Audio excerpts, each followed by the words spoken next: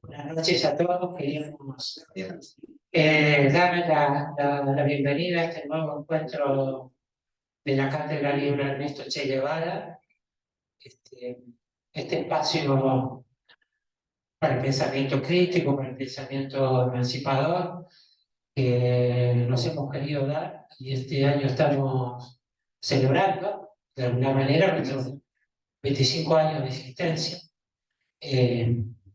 Y bueno, qué mejor que en estas celebraciones que tener con nosotros a tres entrañables compañeros que vienen a presentar el libro de Juan Carlos Martínez, Lumbre entre sombras.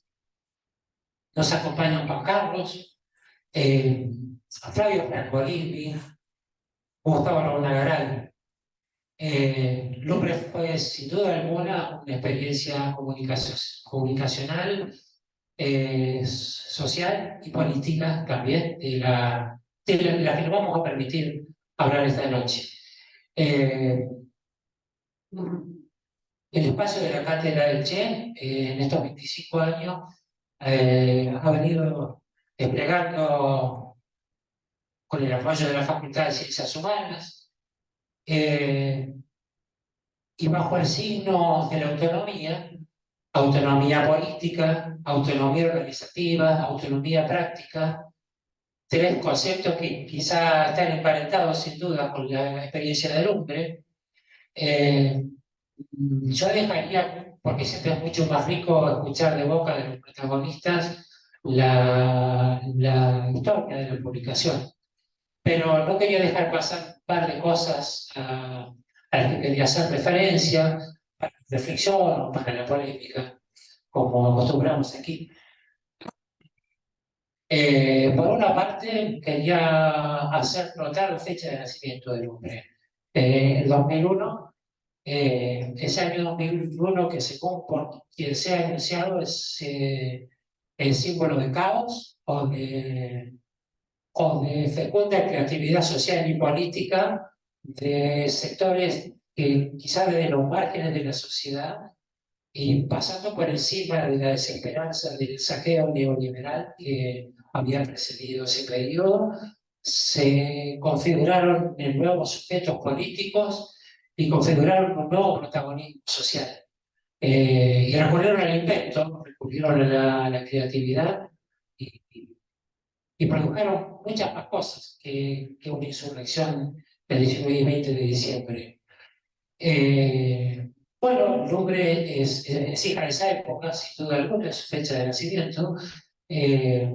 La otra constatación que quería compartir con ustedes tiene que ver con el nombre de la revista, Lumbre. Lumbre, bueno, es un nombre muy lindo, pero la luz puede tener distintas maneras de ver. Está la luz digamos, del iluminismo, la luz de la razón, los tinieblas de la ignorancia, etc.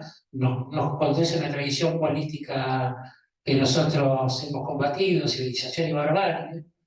Y hay otra forma de iluminar que es ir a buscar con una luz propia esos pliegues, esas posturas que el poder deja mal hechas, esas marcas del montaje con que el poder nos muestra la realidad como una cosa lisa, plana y bella.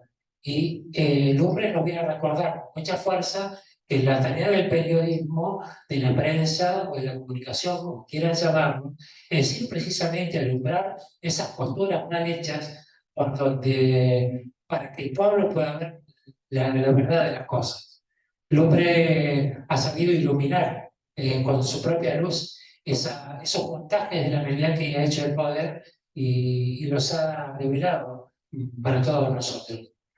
Una tercera constatación que me gustaría hacer, y lo sé breve, para dejar paso a Patti, la directora de la cátedra, que va a hacer la presentación de la revista, Es la pertenencia del hombre, digamos. Hay el hombre destello de dos grandes tradiciones periodísticas de la Argentina. Ahora se van a escribir Patti, la tradición de la prensa clandestina, de la prensa militante, del ir al lugar de los hechos, etcétera, cuyo emblema, sin duda alguna, es Rodolfo Walsh. Y la otra tradición cuyos destellos podemos ver en Lumbre es esa vieja tradición del mojito, de la sátira, del elemento cómico, del elemento bufo, de la parodia, como una forma de iluminación particular. A su vez, hija del circo criollo, de los hermanos Podestá, que usaban en lo que dice María Nulati, una manera de comunicar los atropellos que estaban cometiendo el poder. Eh, y recorrían esas cosas de la alta tradición popular, que es el grotesco. Los chanchos eliminadores, a los cuales preguntaron por los nombres de los ministros de Roca, Panchito, el burro sabio, que develaba los negociados con las empresas inglesas, etcétera, bajo la mirada atenta de la represión roquista con sus milicos matones en la calle todo el tiempo. Yo veo sin duda en lo bufo, en la caricatura, en esa forma de aproximarse a la verdad del hombre, destellos de esa gran tradición política y de esa gran tradición comunicacional en la Argentina. Bueno, y me parece que nada más, quería dejarle el paso a Patti para continuar con esta presentación, por mi parte nada más. Bueno, yo me voy a centrar principalmente en Rodolfo Walsh. Y aparte tengo mi excusa perfecta, porque en el primer número, el Lumbre, lo volví a ver acá en esta revista que me acercó Flavio. En la contratapa hay una nota escrita por mí, se llama Walsh, periodista, escritor peronista y revolucionario. Y aparte en ese primer número, octubre del 2001, yo había presentado el libro El compromiso político y la literatura. Bueno, había estado trabajando con el tema de Rodolfo Walsh, con la tesis de licenciatura. El tema de Rodolfo Walsh es de vincularlo con Carnadura, esta experiencia periodismo militante, como es el hombre, y sacar a Walsh de simplemente la monumentalización, ¿no? Es decir, porque a Walsh se lo nombra, pero es muy difícil encontrar prácticas coherentes militantes que tomen esa tradición walshiana. Yo me recuerdo, voy a recordar dos o tres aspectos. Uno de ellos central, ya lo mencionó Alejandro, es la idea del periodista que tiene que ir al lugar del hecho a buscar la noticia. Pero ir al lugar del hecho a buscar la noticia puede significar muchos padecimientos y hasta trabajar en la clandestinidad o no encontrar quien le publique. Es lo que le pasa a Walsh tempranamente con sus obras que después fueron llamadas testimoniales, que pasó con Operación Masacre y le pasó sobre todo con Caso Satanovsky. Operación Masacre, escrita en el primer periodo de la autodenominada Revolución Libertadora, y el caso Satanovsky durante el gobierno de Arturo Frondizi. En los dos casos tuvo que penar para lograr que fuera publicado. Bueno, este concepto de ir al lugar del hecho a buscar la noticia va a estar vinculado con otro principio central, que es la manera de evitar simplemente reproducir las noticias organizadas desde el aparato de poder, que a veces no es solamente el Estado o las clases dominantes de tu propio país. En el caso de la época en que participó en la vida política, social y cultural Rodolfo Walsh, había un proceso revolucionario abierto en América Latina. En el 59 se había producido el triunfo de la Revolución Cubana, y en esa Revolución Cubana algunos periodistas argentinos y de distintos lugares de América Latina participaron en esa experiencia de prensa latina, que consistió en justamente hacer una red buscando las noticias de manera directa y no quedándose a recibir lo que le enviaban las corporaciones y diría, fabricantes de mentiras del aparato de dominio imperial, ¿cierto? Realmente fue visto como algo muy grave para el imperio norteamericano, la existencia de prensa latina. Ahí participó Rodolfo Walsh, participó Jorge Ricardo Massetti y otros desde ya, que yo no voy a enumerar, pero que aprovecho la oportunidad de recordar a Jorge Ricardo Massetti porque en el prólogo de un libro que publica Jorge Ricardo Massetti, que después llevó adelante una de las primeras guerrillas rurales en Argentina entre el 63 y el 64, Jorge Ricardo Massetti publica un libro que se llama Los que luchan y los que lloran, ¿no? También un título muy interesante para traer al presente, dejar de llorar y comenzar a luchar. Y en ese prólogo, más allá de luego hacer una revalorización de Massetti también como guerrillero y lo que significa finalmente la masacre de Orán en el 64, él se dedica expresamente a caracterizar lo que fue la prensa latina, ¿no? Leo un pequeño fragmento al respecto. Dice, la empresa pudo parecer utópica, los monopolios informativos reaccionaron ante la competencia como todos los monopolios. La guerra desatada contra la prensa latina invocó el pretexto de que era una agencia oficial.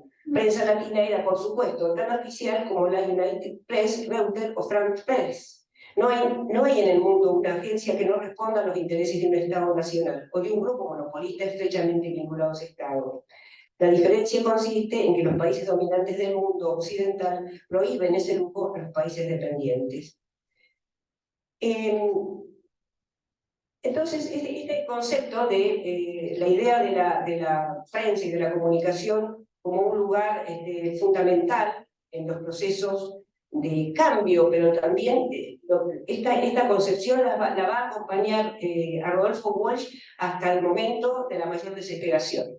Es decir, la idea de la comunicación como un lugar del cual nos tenemos que ocupar todos, porque justamente es la que rompe las barreras del silencio y la que permite pensar en colectivo.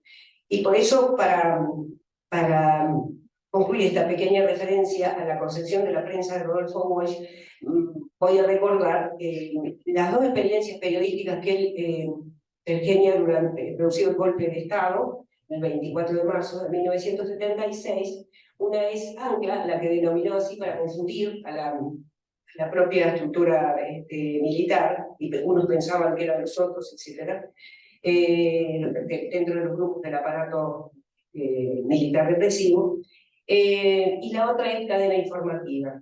En el caso de trabajaron en la absoluta clandestinidad. En Ancla había una red de informantes, de periodistas que buscaban con más razón, en el lugar del hecho, la información. En un momento de cerrazón absoluta, que nuevamente nos pone la actitud de la dictadura en relación a la prensa, la censura absoluta que establece, nos habla de la importancia que tiene la prensa, la comunicación, la información y la vinculación entre nosotros a partir de esa construcción de la realidad que nosotros tenemos que hacer, no otros.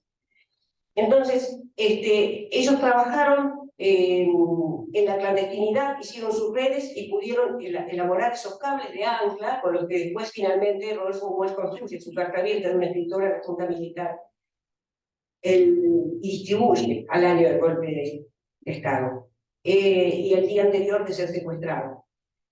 Y la última experiencia, cadena informativa, nos cuenta Horacio Verbitsky, que participó en estas experiencias clandestinas y era compañero de militancia, nos cuenta que solamente era hecha por Rodolfo Walsh.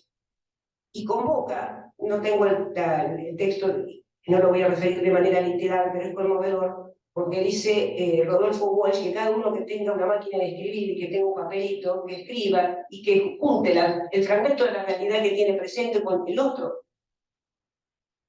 cachito que el otro tiene. Esto pasa en los momentos de dispersión, de genocidio, de aislamiento, y que esa es la manera de luchar contra el terror. La manera de luchar contra el terror es la manera de vincularse a través de la palabra y hacerse periodismo aún en las más absolutas y peores condiciones. Por eso, este es el mandato que creo que estos compañeros, Juan Carlos, Gustavo y Flavio, y todo el conjunto, a medida que iba leyendo las revistas que me acercó Flavio, que tenía Daniela, se me iba recreando y cada uno de ustedes, muchos han participado allí, toda la gente que participó con sus notas, pero la prensa esta no estuvo, ya lo dijo Alejandro, no estuvo en abstracto, no se produjo en abstracto, se produjo en un contexto en donde hay un colectivo dispuesto a llevar adelante esta tarea. Así que bueno, nosotros, hoy me preguntaban por qué a ustedes se les ha ocurrido presentar bajo el título de la prensa y poder político, Lumbre. A nosotros se nos ocurrió no solamente porque somos guevaristas, sino porque aparte respetamos profundamente la praxis y la concepción teórica de este revolucionario Rodolfo Walsh, y creemos que esta experiencia se debe considerar en ese territorio, desde ese punto de vista. Así que, bueno, de esta forma quería recibirlo a la cátedra del Che.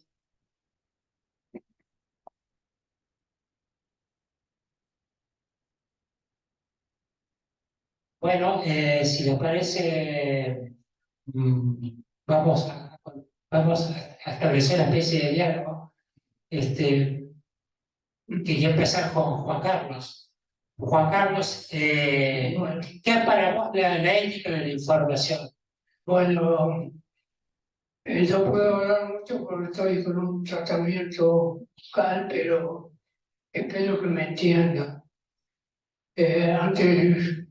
Ante todo, le agradezco en mi nombre, en el de Flavio y Gustavo, a Patti por este espacio, esta oportunidad que nos da para expresarnos en un ámbito como es la universidad y agradecerles también por la colaboración que desde el primer número se identificó Patti con nuestras ideas de libertad. Ese fue el objetivo del hombre, lograr un espacio para expresarnos libremente.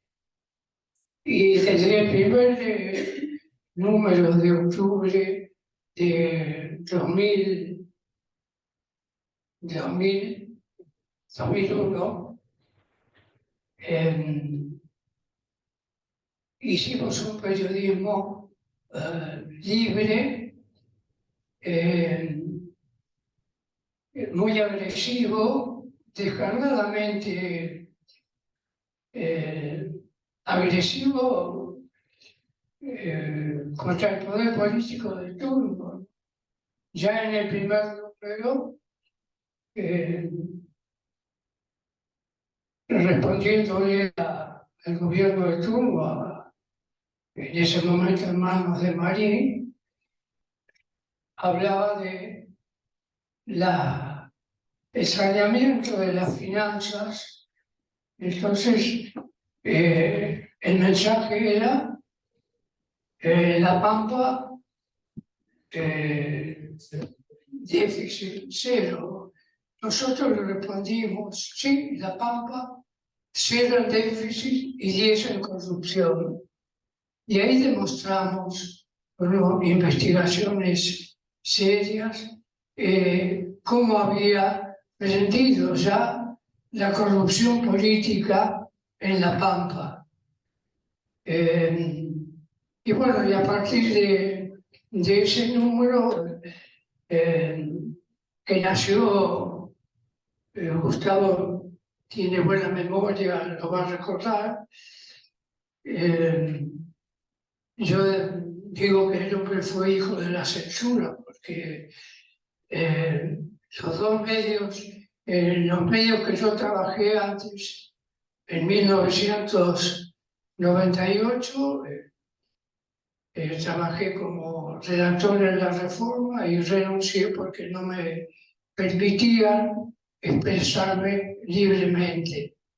Tiempo después me convocaron otra vez para dirigir la agencia de Santa Rosa.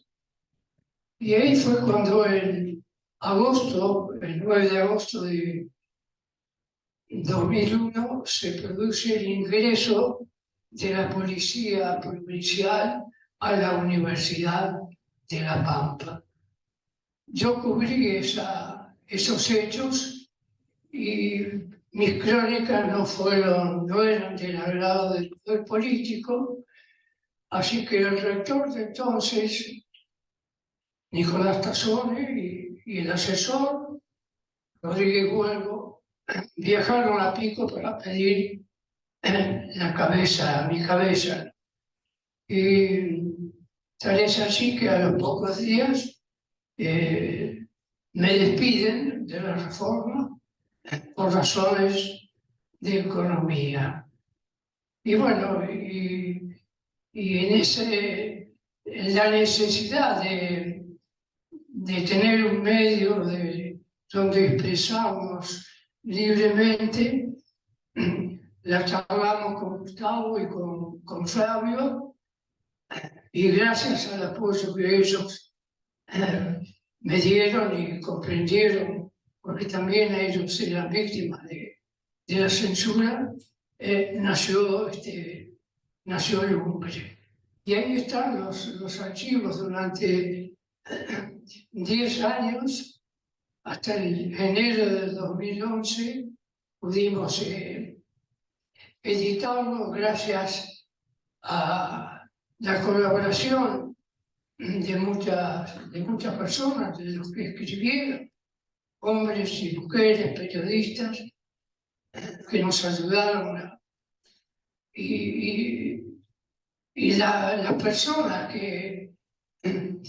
los lectores de Lumbre también fueron muy importantes para que continuáramos en esa lucha. Bueno, hasta enero de 2011, y también quiero recordar el apoyo de la imprenta que se animó a editar Lumbre, que fue Ricardo Di Napoli. Cuando le llevamos el texto, era durísimo desde el primer número, dijo: sí, yo te lo voy a publicar, lo vamos a publicar. Y durante 8 años editó Lumbre, hasta creo que fue septiembre de 2009. Yo me fui a Buenos Aires por razones de salud y edité desde Buenos Aires algunos números así más espaciados.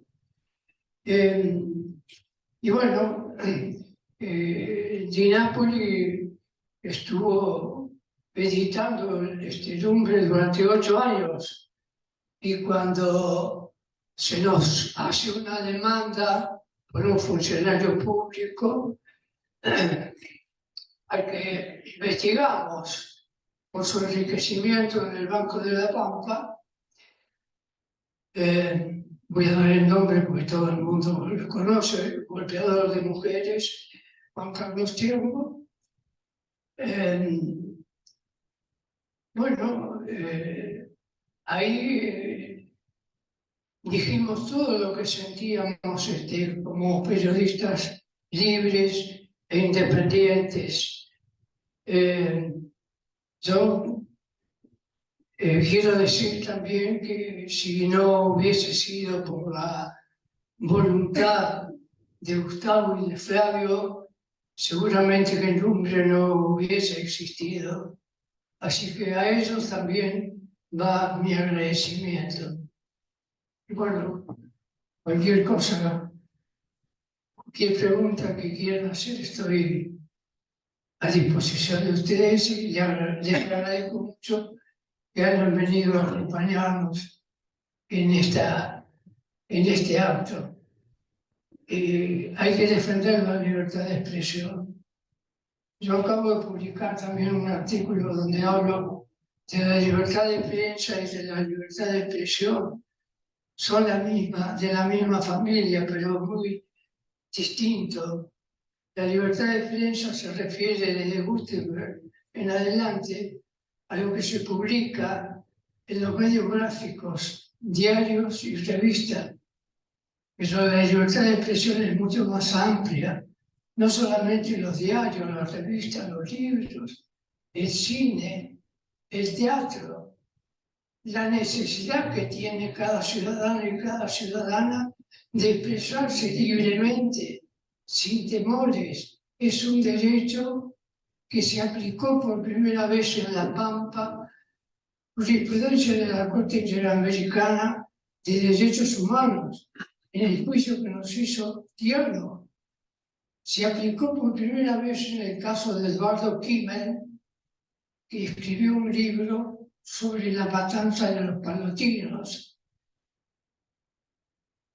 El juez, en el libro, Kimmel lo criticaba al juez porque no investigó como debió haber investigado. El juez lo procesa, lo condena y lo obliga a pagar $20.000. La cuestión que siguió el debate, y cuando ya Kimmel no estaba en este mundo, la Corte Interamericana de Derechos Humanos lo reivindica, lo liberan a Kimmel y se aplica por primera vez el fallo sobre el derecho a la libertad de expresión. Y porque el funcionario público elige ser funcionario, entonces está expuesto al escrutinio de la opinión pública. Y la opinión pública tiene el derecho a la información pública y a la crítica, por más severa que sea. Y todo eso tiene que soportarlo el funcionario público. Ese es uno de los logros más importantes que, a mi juicio, consiguió el hombre. Ese fallo de la jueza Verónica Fantini. Así que bueno, por ahora,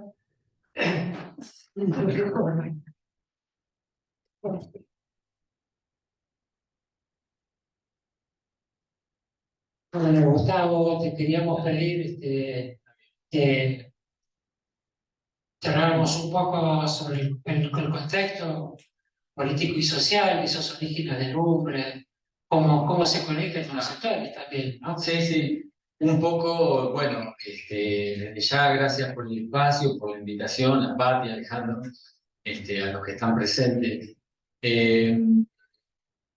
El momento en que surgió Lumbre, bueno, y desde ya muy pretenciosa la comparación con Rodolfo Walsh, pero bueno, nosotros creo que lo que hicimos, Juan Carlos lo dijo al final, fue ejercer nuestra libertad de expresión en un contexto muy difícil e impulsados por la convicción de ser periodistas y buscar la libertad de expresión, la libertad de prensa, defenderla. Creo que es el rol que nos toca a los periodistas, con sus vaivenes, con su ida y vuelta y con una lucha permanente. El contexto donde surgió Lumbre es el que contó un poco Juan Carlos. Era director del diario La Reforma. En una primera etapa lo desplazaron por las presiones del gobierno de Rubén Marín, por la impronta que le ponía al diario. El primer día de la edición de Juan Carlos como director de La Reforma, yo era secretario de redacción, está bien. No era director, era secretario de redacción, obviamente. Secretario, jefe de redacción. Y su primer día fue una editorial donde dijo que iba a defender la libertad de prensa, la libertad de expresión, iba a defender los derechos humanos. Estamos hablando del año 97-98. Estamos hablando en plena vigencia de la ley de obediencia de vida, de punto final, solamente quedaban los juicios por los bebés secuestrados. En un momento muy especial, donde, bueno, Rubén Marín había estado alineado con el gobierno de Menem, y Menem viajaba a Francia, donde le recordaban la desaparición de las monjas francesas. Ahí empezaban a hacer un poco ruido en los medios nacionales, en los medios locales, el tema de los desaparecidos. Y Juan Carlos, bueno, si alguien conoce la trayectoria de Juan Carlos, fue jefe de redacción, secretario de redacción de Río Negro entre el 74, 73, Juan Carlos, 74 y 82, en plena dictadura, replicaba las editoriales del Herald, el único diario que hablaba de los desaparecidos. Él, con un ardid que le permitía a Ragneri, el director del Río Negro, publicaba las editoriales del Herald. Bueno, el Lumbre tiene la impronta, tiene el alma mater de Lumbre de Juan Carlos, para qué decirlo. Pero en ese contexto lo presionaron primero para salir de director, y en una pelea entre socios del diario La Reforma, Juan Carlos vuelve, recibe la propuesta de parte de Nucho Matilla, que era una facción de los Matilla, y le ofrece volver después que lo desplazaron, presionando, le reclamaban deudas del gremio de la obra social. Nosotros como gremio participamos de una protesta en La Reforma reclamando esas deudas. Después nos enteramos que era una presión. Cuando salimos de acá, un dirigente gremial nos dijo, defendemos a Juan Carlos, defendemos su puesto de trabajo. La protesta era para hacerlo saltar. Y bueno, finalmente se produce la salida después de ese incidente en la universidad, y cuando nosotros empezamos a hablar de salir con la revista, Juan Carlos no tenía trabajo, creíamos que se podía hacer una revista. Yo personalmente había hecho notas, por ejemplo, de un ex represor que participó del grupo de tareas de la subzona, que se había presentado en una comisión vecinal, como dirigente en la comisión vecinal de Villa del Gusto. Y esa nota hecha nunca la publicaron. Bueno, así pasaba con el tema de derechos humanos. Juan Carlos, con esa intención y con otros temas, la posibilidad de temas que no se publicaban, insistió, y como él tenía la experiencia, el expertise de publicaciones, y con el apoyo obviamente del ruso de Nápoles, bueno, salió Lumbre. Fue octubre del 2001. En el 20 y 21 de diciembre estalla todo. Nosotros, después vienen los cacerolazos, viene un verano muy caliente. Y nosotros nunca dejamos de publicar Lumbre, en esa zozobra, en esa situación de corralito, bueno, pudimos seguir publicando Lumbre, con su característica particular, con esa hoja enorme, esa cantidad de texto, o sea, todo lo que les aconsejaban los cánones ya de ese momento, menos lectura, cuestiones más atractivas. Bueno, logramos resistir con los contenidos. Estaba mirando la linternita que era una sacada de un coso de diseño. Elegimos la linternita, era muy moderno, demasiado moderno para lo que era Lumbre. Después terminó siendo la llama, sin ninguna pretensión de iluminismo, solamente alumbrar temas que en ese momento no se publicaban. Y bueno, y resistimos, publicando, vendiendo. La cooperativa, en principio, nos pagaba una publicidad y distribuía gratuitamente los números. Una porción muy importante de los números se ponía en el mostrador de la cooperativa, como pasaba con otros medios, que la cooperativa ya hacía esa rutina. Eso fue reprochado, bueno, por algún integrante del consejo, obviamente presionado por Tierno, que el segundo número. En el segundo número nosotros publicamos la declaración jurada de Tierno y a los pocos días ya llegó una carta de documento. Claro. 5 y 6, la declaración jurada. Bueno, dos números seguidos. Y claro, en febrero, marzo, apenas salió febrero y marzo, nos llegó la carta de documento.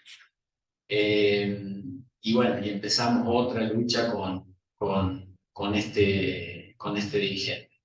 Y bueno, logramos, yo creo que, vuelvo a decir, nosotros el principio que nos regió fue defender la libertad de prensa, un valor que todos los sectores defienden, que todos los sectores creo que tienen que defender, que constituye una de los valores de la democracia. La democracia son, la prensa en la democracia es un valor fundamental, y creo que todos los sectores, digamos, la única cuestión de comparación con Rodolfo Walsh, que él lo hizo en la dictadura, nosotros él lo hizo en forma clandestina, porque precisamente ese valor era atacado porque los sectores populares no podían expresarse.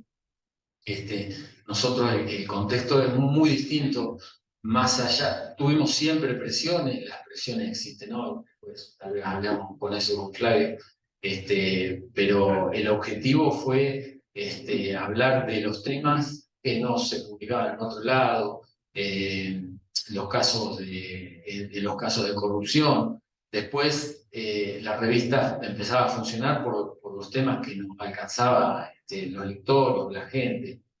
Siempre una revista, un medio se mantiene porque es expresión de un sector, y ese fue el espíritu que tuvo el Lumbre durante muchos años, donde tuvo que ser sostenible, absolutamente sostenible, porque no podíamos endeudarnos, no podíamos, tenía que ser sustentable. Tal vez nos sacábamos para un sueldo, nos sacábamos ingresos como para vivir solamente, obviamente, de la publicación, pero siempre tenía que ser sustentable, en el sentido de que se financiaba sola, los apoyos que teníamos sin avisos oficiales. Sí. Nunca sí. A veces alguna que otra ayuda en algún momento político sí nos ofrecieron, pero nunca tomó esa opción Juan Carlos. Aún con quienes en su momento podíamos tener afinidades o simpatías, que después no la terminaron teniendo, pero creo que el espíritu de Juan Carlos fue siempre ese, fue ese periodismo independiente que obviamente no tiene que ser una cruzada. Ojalá hubiera un contexto de tolerancia y de financiamiento, de sustento de ese tipo de periodismo que no tiene que ser una cruzada, pero que tiene que ser tolerante y tiene que ser aceptado por los actores del sistema político. Bueno, ahora nosotros queremos preguntarte, Flavio, este dilema: ¿investigación propia o la noticia como insumo provisto por el Estado? Un poco el origen y la historia de la Agencia Pampeana de Noticias, el papel que cumple en la actualidad, y esto también, porque voy a hacer un comentario entre paréntesis, esto también está emparentado con la tradición de Rodolfo Walsh. Bueno, buenas noches, y A mí también me produjo un poquito de, no digo que se me puso la piel de gallina, pero que nos comparara con Robert Walsh, ¿no? Es fuerte. Y la pregunta es bastante importante. Yo quería también recordar que Lumbre empezó con una reunión, en mi caso, me convocaron a una reunión ellos dos, acá en el café Pampa Bar, y no teníamos muy claro cómo iba a ser. Lo que sí sabíamos era que teníamos muchas ganas de hacer lo que no se hacía. Y el contexto político del 2001, que era un momento absolutamente efervescente, de una situación que terminaba en desastre, no es muy diferente del actual. Y creo que en estos 22 años que pasaron, creo que es el momento actual es el que más se parece a aquel momento en el que nosotros hicimos Lumbre.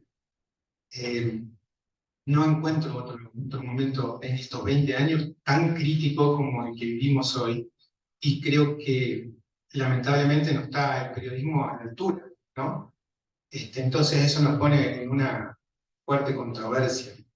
En mi caso personal, este año ya se había hecho la presentación en el sindicato hace meses, y desde entonces hasta hoy me viene dando vueltas en la cabeza. Es una contradicción muy fuerte. Yo he sido secretario general del sindicato, dirigente del sindicato de prensa, porque además de periodistas, nosotros somos trabajadores, trabajadoras. Vivimos de eso. Y como decía el Vasco, cuanto más se acerca un periodista al trabajo que corresponde hacer como servicio a la sociedad, más difícil es vivir de eso. Y esta es la realidad que vivimos y se emparenta con esta construcción que se ha hecho aquí de la Agencia Provincial de Noticias. La verdad es que yo aprendí mucho haciendo Lumbre. Creo que maduramos como personas y como periodistas haciéndolo.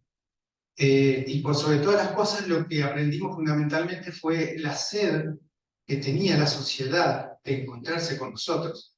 Cuando nosotros hicimos Lumbre, explotó en la sociedad, y era porque lo necesitaban, no era porque era una genialidad del periodismo, era porque estaban esperando leer algo que nadie les ofrecía. Creo que es lo que también sigue faltando. O sea que en algún momento se cortó en el periodismo pampeano, porque en aquel momento también salió, si ustedes se acuerdan, el Figón.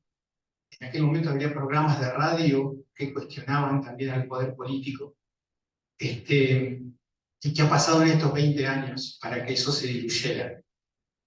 Concretamente, con respecto a la pregunta que hacía Patti, nuestra contradicción como trabajadores se nutre de eso, de esta contradicción de que si hago lo que corresponde no como, y si trabajo de eso entonces estoy absolutamente domesticado por una línea editorial o apadrinado por un poder político que es el que pone el dinero. La realidad hoy en el periodismo pampeano, yo le voy a pedir disculpas a Carlos y al Vasco porque tal vez me alejo exclusivamente de hablar de Lumbre, pero lo que me permitan, tiene que ver con eso, ¿no? Hoy no hay ningún medio en la provincia que se sostenga económicamente sin el aporte del Estado.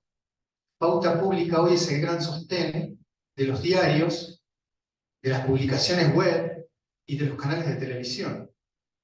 Y creo que ustedes deben tener muy claro, porque no están aquí por casualidad tampoco, que el discurso que baja de los medios de comunicación en los que nosotros trabajamos está bastante lejos de ser lo que correspondería a un trabajo responsable de la prensa. Lamentablemente es muy difícil también de hacer este tipo de autocrítica en nuestro colectivo. A nuestros propios colegas y compañeros les resulta bastante complicado hacerlo. Yo trabajo en un diario, todos me conocen, la mayoría seguramente, trabajo en el diario La Arena, todavía hoy soy redactor, vengo de allí, me vine de la redacción para acá. Y es un diario que, si conocen la historia, ha cambiado muchísimo desde que lo fundaron hasta hoy.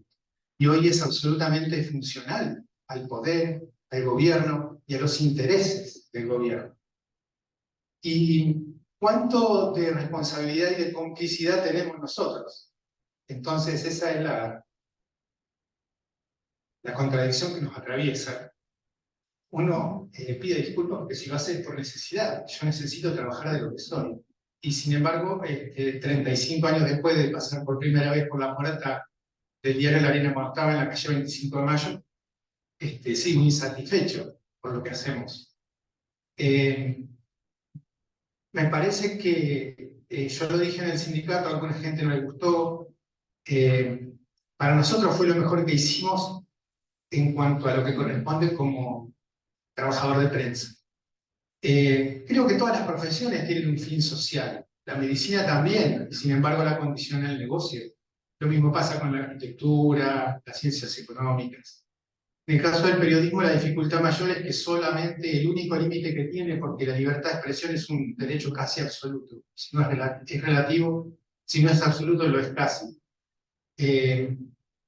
Solo la ética nos puede imponer un límite. Si bien todas las profesiones tienen algún límite legal, por su colegiatura, por las condiciones, en el caso del periodismo, como la libertad de expresión no admite ninguna intervención exterior, el único límite posible es la ética.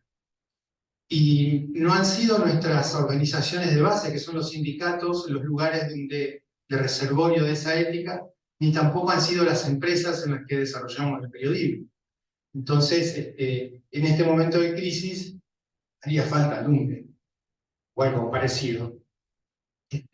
Voy a referirme a APN porque me lo piden. La Agencia Provincial de Noticias, que mucha gente no la conoce, es una redacción oficial del gobierno provincial, de su área de comunicación, la vieja dirección de prensa, que tiene periodistas o trabajadores y trabajadoras de prensa, y funciona como una agencia de noticias exclusivamente de las acciones o las actividades políticas que lleva adelante el gobierno de turno en la provincia. Y al mismo tiempo es también uno de los principales distribuidores de la pauta oficial. Cuando nosotros empezamos Lumbre en 2001 ya comenzaba la tecnología a imponerse y se abría a Internet, ¿no? Y lo que se venía eran los diarios digitales. Bueno, nosotros le metimos con el papel y al viejo estilo, en formato tabloide, y además, como dice el Vasco, con mucho texto, todo lo contrario de lo que se aconsejaba en ese momento. Notas largas, ¿no? Y no nos arrepentimos nunca de hacerlo así. En algunos aspectos era casi decimonónico, yo digo nuestro. Era como antiguo, ¿no? Y sin embargo tenía un gran atractivo para las personas. Las fuentes nuestras siempre vinieron de la sociedad, de la comunidad. Yo siempre recuerdo, aún hoy, que terminábamos un grupo y decíamos, ¿qué vamos a hacer el próximo? Siempre aparecía. Fueron años. Todos los meses aparecían fuentes que nos traían algún dato del cual tirar para investigar. Datos duros sobre hechos importantes. Y lo que yo quería recordar es que no puede haber cambiado. Tiene que seguir estando ese contexto, pero no hay ningún medio al que puedan esas fuentes acceder y decir, yo tengo un dato, que lo investigan, y nadie lo publicaría. Y APN es uno de los responsables. Te hablaban del insumo de investigación periodística. Yo creo que las dos cosas son válidas. Pero hoy en la provincia de La Pampa el discurso hegemónico es el discurso que baja del poder. El discurso hegemónico que se transmite a través de APN y que nadie en la provincia lee APN. Sin embargo, todas las informaciones que publica APN con fotos se reproducen en los medios digitales e incluso también en el diario de papel en el que trabajo yo y en el que trabaja Gustavo. Esa es hoy la tónica principal de la generación de la información en la provincia de La Pampa.